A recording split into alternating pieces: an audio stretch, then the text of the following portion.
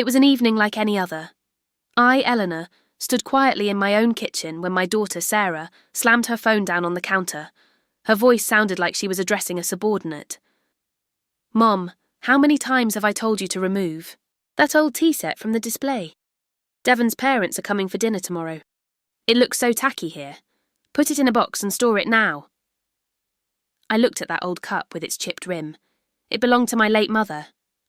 I simply nodded, suppressing the growing bitterness inside me. I was a 62-year-old woman living like a mere subordinate in my own home. Sarah had been living here with her husband for the past 6 months after her wedding. Their own house was being prepared. I had gladly agreed to host them, thinking it would be one last chance to spend time with my daughter. But that chance quickly turned into a nightmare. My house, which was the result of my hard-earned money, had become Sarah's office and I her housekeeper. "And Mum, did you check the freezer? I need enough groceries for next week's diet planning. Organising it is your job. I don't want anything messy or out of order." Sarah's tone was that of a boss assigning unnecessary tasks to an employee. She cast a dismissive glance at me and walked towards the living room, where she was laughing with her friends on the phone. I stood in front of the freezer. A chill spread through my heart. I opened the freezer door and looked inside. Tears welled up in my eyes. The freezer was packed with meat, packets of Devon's favourite vegetables and ice cream. My weeks of carefully prepared chicken broth and my favourite native foods were pushed to the back, like a basement. But the issue wasn't the food. The issue was that right on top, in a large plastic container, were my bank documents, a copy of my will, and the house deed papers. Why did Sarah put them there? My papers. My desk, my drawers were all available. But why did she hide my most private documents underneath her groceries? A frightening thought entered my mind, one that shook me to the core. This wasn't just disrespect, it was something more. I took out the papers, my hands trembling. What did Sarah think she was doing behind my back? Was she trying to seize my home, my last refuge? I slowly closed the freezer door. Now I could hear Sarah's voice from the living room. No, the furniture here is also very old. We will have to renovate this whole house soon." Renovate. It meant she was preparing to make the house her own. That was the moment when years of my quiet sacrifice shattered and turned into anger and a firm resolve. "All right, Sarah. You want a renovation?" I hid the papers under my shirt. "You will certainly get it, but it will be on my terms." The tears had dried up. Now there was only a woman who was about to take back her dignity, her home, and her life. When Sarah was little, this house was our sanctuary. As a single mother, I worked tirelessly, taught tuition in 2 shifts, and stayed up at night sewing. Every penny, every drop of sweat was spent on her education. I denied myself everything that brought me joy so that Sarah could have the life I never did. The best schools, the most expensive clothes, and no shame among her friends. When she was in high school, she needed an expensive computer. I had to sell my last piece of family jewellery, a necklace. I never told her. When she saw me throwing the necklace receipt in the trash, I just said, "Oh, that was old anyway." After college, when she was struggling for a promotion at her company, she needed a bigger apartment in a new city. I broke my retirement fund and gave her the down payment, believing that a mother's duty is only to give. Sarah's success became my success. But as her world brightened, mine faded. After Devon arrived, things completely changed. Devon's parents were high society. Sarah slowly began to distance me from them. "Mum, when Devon's family comes, only talk about what we agreed on. Don't mention your work or old stories." I felt like Sarah was ashamed of my presence. I had become the burdensome past of her life. I remember the day I gave her a scarf I knitted for her birthday. She took it politely, and a few weeks later I saw it lying in the trash. She said, "Oh, it was old, Mom." Her words made me realise for the first time that my sacrifices held no value in her eyes. I was just a necessity to her, not love. When they moved in after the wedding, everything was fine for the first month. But then Sarah changed my kitchen, utensils, scheduled my laundry, and even commented on my sleep schedule. "Mum, turn off the lights by 10 p.m. Devon needs to sleep early." This house was mine, but I had no authority. I realised I had become a free prisoner. But seeing my papers in the freezer, that realisation turned into fear. It wasn't just disrespect. It was an attempt to seize ownership. Sarah knew I intended to will the house to her. She was probably planning to transfer the ownership to her name already. She thought I was too weak in my life to even notice.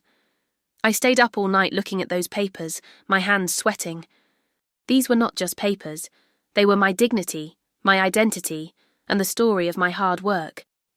I remembered Aunt Helen saying, "Eleanor, if you give your son or daughter more respect than your boundaries allow, they will start ruling over you." Now was the time for me to tell Sarah who this house belonged to, and that its owner was still alive and well. I had made my decision. I sat quietly and picked up the will document. This was no longer just about inheritance. It was the final lesson from a mother. The next morning, I was a new woman. I didn't change my routine. I made Sarah her favourite breakfast, but a firm resolve had taken root inside me. Sarah and Devon both went to work. I immediately called Mr. Green, my lawyer. I said, "Mr. Green, I need to make immediate amendments to the will and deed papers of my house. And it must all be confidential." "You sound very healthy, Eleanor." "What happened suddenly?" he asked, surprised. "I realised that my daughter needs my respect more than she needs my property, and that respect must be taught while I am alive. I instructed the lawyer to create a trust. This trust would ensure that if Sarah and Devon wanted to stay here, they would have to pay rent at the market rate every month. If they failed to pay the rent, they would have to vacate the house." "But they are not my tenants. This is my house." "They are now," I said. "I too want to spend the last part of my life comfortably for myself. The rent from the trust will go into my new fund, which is for my retirement. Furthermore, I changed the will. Sarah would still inherit half the property, but only 10 years after my retirement. This was to make her understand what hard work and waiting mean.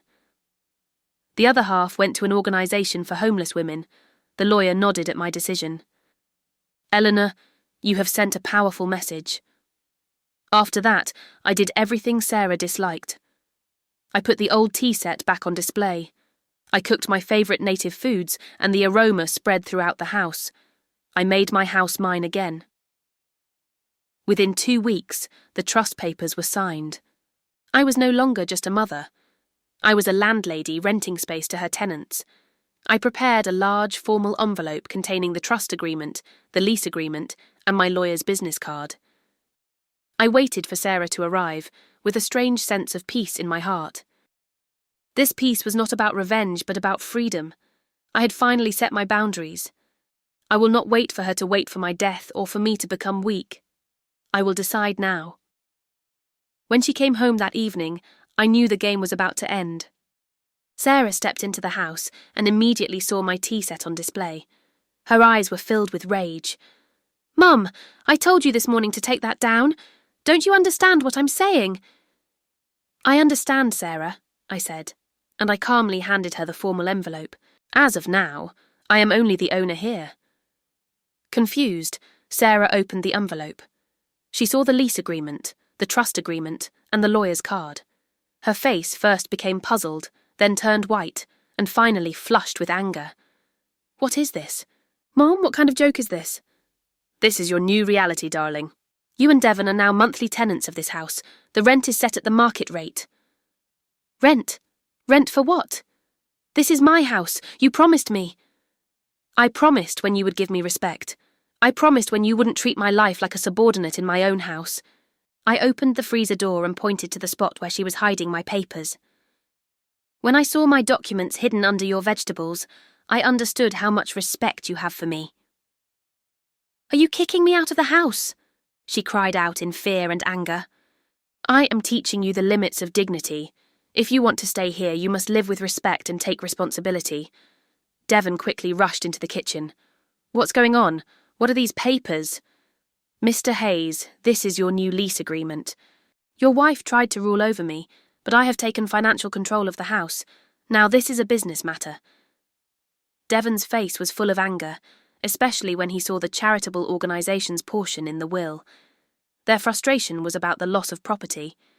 "You can't do this! We will go to court!" Sarah screamed.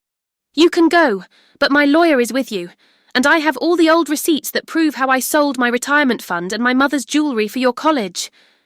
They both stood frozen. They realised. They couldn't legally win against their mother. They were just losing their greed. A day later, I received a text. "We are leaving." I felt no regret. There were no tears in my eyes. J.